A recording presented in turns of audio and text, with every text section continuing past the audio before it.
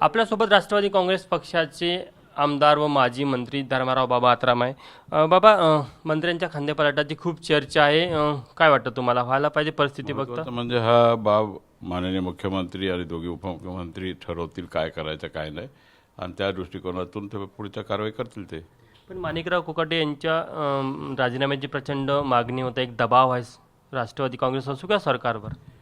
नाही, ते दबाव आता सगळ्या मंत्र्यावर, पुष्कळशा मंत्र्यांच्या नावावर ते दबाव टाकत आहेत. विरोधी पक्षाचं कामच आहे बदनाम करायचं, हे करायचं ते करायचं, आणि त्या दृष्टिकोनातून त्यांचं काम ते करतात विरोधी पक्ष. परंतु जे काही कारवाई पुढे करायचं आहे, काय नाही करायचं, ते माननीय मुख्यमंत्री ठरवतील. नैतिकतेच्या आधारावर माणिकराव कोकाटे यांनी स्वतः निर्णय घ्यायला पाहिजे पक्षाने घेण्यापेक्षा. कशाबद्दल नैतिकता? कशाचं नैतिकता? काय काय काय ज्या प्रकारे ते सभागृहात रमी खेळताना काय सभागृहामध्ये काय आपल्याला आचारसंहिता असतो, आणि मंत्र्यांनी आचारसंहिता पालना हा महत्त्वाचा असतो. मंत्री असेल, आमदार असेल, सदस्य आहेत, ते विधानसभेमध्ये वेगळं एक, म्हणजे महाराष्ट्राचा विधानसभा म्हणजे एक महत्त्वाचा विधानसभा आहे, आणि त्या दृष्टिकोनातून कायदे वगैरे सगळं बनवत असताना आपण लोकांच्या भरोश्यावर निवडून येतो, आणि त्या दृष्टीने आपलं काम आहे की आपण आचारसंहिता सगळ्यांनी पाळलं पाहिजे. त्या घटनेलाच घेऊन राजीनाम्याची मागणी होती आणि नैतिकतेच्या आधारावर कोकाटेंनी स्वतः या संदर्भात भूमिका घ्यायला पाहिजे असं वाटतं. नाही, ते ठीक आहे, ते कोणी निर्णय घ्यायचा काय घ्यायचा, परंतु अंतिम आदेश माननीय मुख्यमंत्री आणि उपमुख्यमंत्री यांनी ठरवायचा आहे. राजीनामा घ्यायचा नाही घ्यायचा ते त्यांचं काम आहे. काल दिल्लीला सुनील तटकरे आणि मुख्यमंत्री देवेंद्र फडणवीस यांच्यात यावर चर्चा झाली आहे. असं चर्चा आहे की खांदेपालटाला सकारात्मक वातावरण दिसत आहे. नाही, असं काय नाही. आता ते आपण अंदाज करतो ह्याच्यामध्ये, वाहिनीमध्ये, परंतु असं नाही की ते दर मंगळवारी आमच्या बैठक होत असतात. काय आपल्याला आमदारांच्या काही अडचणी असतात, ते आम्ही त्यांना, ते आमदार सांगत असतात दादांना आणि तटकरे साहेबांना, ते प्रदेश अध्यक्ष आहेत, त्या पार्टीचा मीटिंग असतो, आणि त्याच्यामध्ये ते काही आपले आमचे जे थोडे अडचणी आहेत ते सगळं समोर जेव्हा वेळ भेटते त्यावेळी भेटून आपल्याला, मुख्यमंत्रीला भेटून ते सांगत असतात. तर योगायोगाने दिल्लीला भेट झाली. पण आपण अंदाजा करतो की हे सगळं वातावरण तापलेलं आहे, बदल होईल, एक सांगतो, दुसरा सांगतो, 10 सांगतात, तर ते तिकच आहे बस. ग्रामीण भागातील आमदारांना विकास निधीला घेऊन थोडी चणचणचा सामना करावा लागत आहे. नाही, ठीक आहे, ते विकास निधी डिसेंबरपर्यंत आपल्याला सगळ्यांना मिळेल. पण थोडी काटकसर सध्या राज्य सरकारची दिसत आहे. काटकसर तर राहणार आहे, कारण की सगळं आपल्याला, सगळे जे आम्ही जे घोषणा केलं होतं ते सगळ्या घोषणाचं पूर्तता झाला पाहिजे. लोकांना आपण जे सांगितलं ते सगळं लोकांचं काम झालं पाहिजे, आणि त्याच्यानंतर मग आमदारांचं काम आमदार करतात. आमदारांना निधी नाही भेटला म्हणजे काय?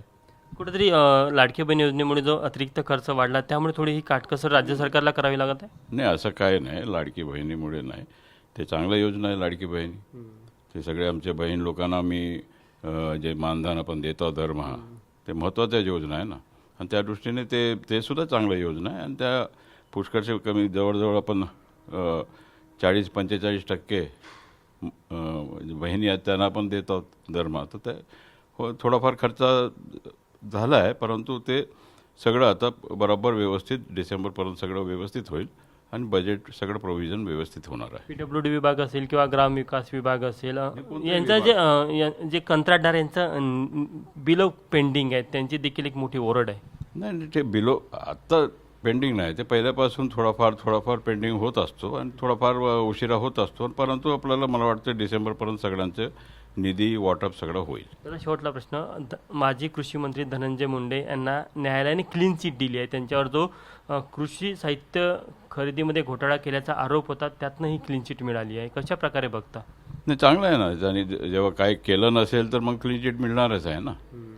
विरोधी लोक आरोप करतात, ते आरोप आता सिद्ध काय करता आला नाही, म्हणून ते आता क्लीन चिट दिलं कोर्टाने, आणि चांगलं आहे.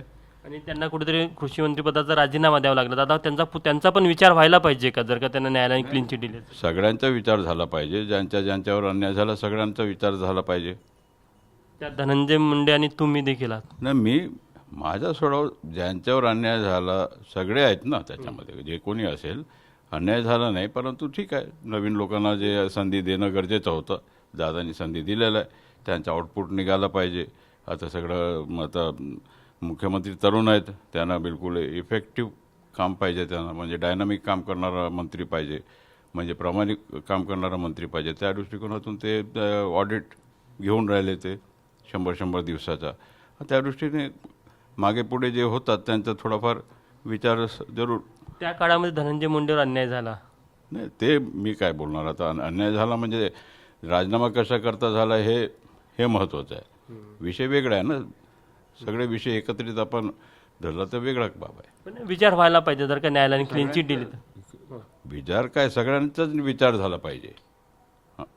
आमचे 43 आमदार आहेत, 43ही आमदारांना कुठेतरी बसवलं पाहिजे. एक आमदारांमध्ये खतखत आहे का त्यांना काही मिळत नाही सत्तेचा वाटा म्हणून? सत्तेचा वाटा म्हणजे काय, आता आमच्या सत्तेमध्ये 43 आमचे जर 100 झाले असते मग आम्हीच बसलो असतो ना, असं आहे. दादा धन्यवाद.